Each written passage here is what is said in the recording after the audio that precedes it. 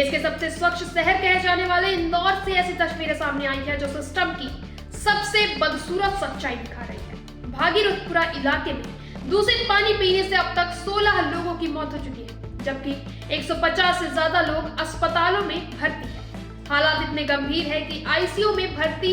मरीजों को एक अस्पताल से दूसरे अस्पताल में शिफ्ट किया जा रहा है। देखिए इस पर एक रिपोर्ट। इंदौर की स्वच्छता का गौरव आज भागीरथपुरा की गलियों में सिसक रहा है और 8 बार देश के सबसे साफ शहर का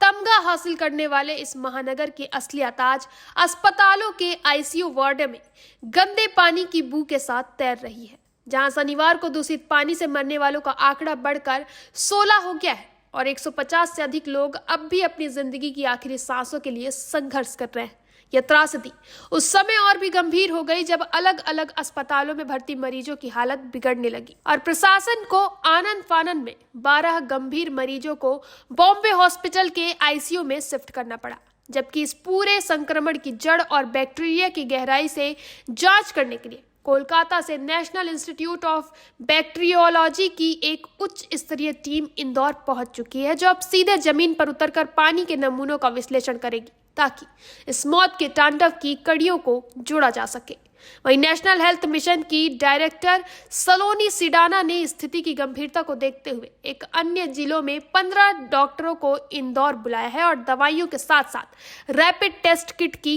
खेप भी मंगाई गई है। लेकिन इन सब के बीच भागीरथपुरा का इलाका आज उस समय राजनीति का अखाड़ा बन गया है जब कांग्रेस की 5 सदस्यीय जांच समिति वहां पीड़ितों का हाल जानने पहुंची और भाजपा कार्यकर्ताओं ने बाहरी लोग वापस जाओ के नारे के साथ उनका रास्ता रोक लिया, जिसके बाद देखते ही देखते दोनों गुटों के बीच धक्का मुक्की शुरू हुई और पूर्व मंत्री सज्जन सिंह वर्मा पर चप्पल तक फेंकी गई, जिससे माहौल इतना तनावपूर्ण हो गया कि पुलिस को बलपूर्वक सज्जन सिंह वर्मा, विधायक महेश परमार और अन्य कांग्रेस नेताओं को हिरासत में लेकर वहां से बाहर ले जाना पड़ा। इस मानवीय संकट पर राजनीति की आग अब भोपाल से दिल्ली तक फैल चुकी है, जहां प्रदेश कांग्रेस अध्यक्ष जीतू पटवारी ने सरकार को 11 जनवरी तक का अल्टीमेटम देते हुए नगरीय प्रशासन मंत्री कैलाश विजयवर्गीय से इस्तीफे और महापौर व अधिकारियों पर एफआईआर की मांग की है। साथ ही उन्होंने सवाल उठाया है कि जिस इंदौर को भाजपा ने सब कुछ दिया, वहां बदले में जनता को पानी में जहर क्यों मिला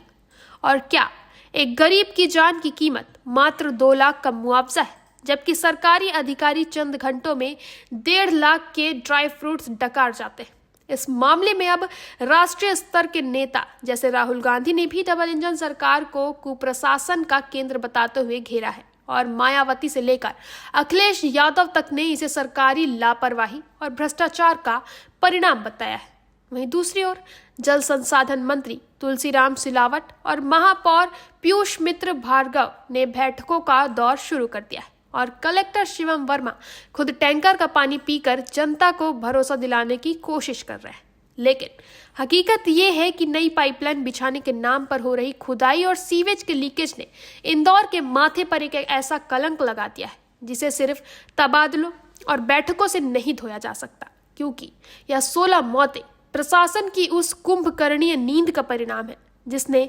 बार बार आती गंदे पानी की शिकायतों को अनसुना कर दिया। और आज नतीजा ये है कि इंदौर का भागीरथपुरा घर घर मातम मना रहा है और स्वच्छता का नंबर 1 का ताज आज शिविर के पानी में डूबा हुआ नजर आ रहा है।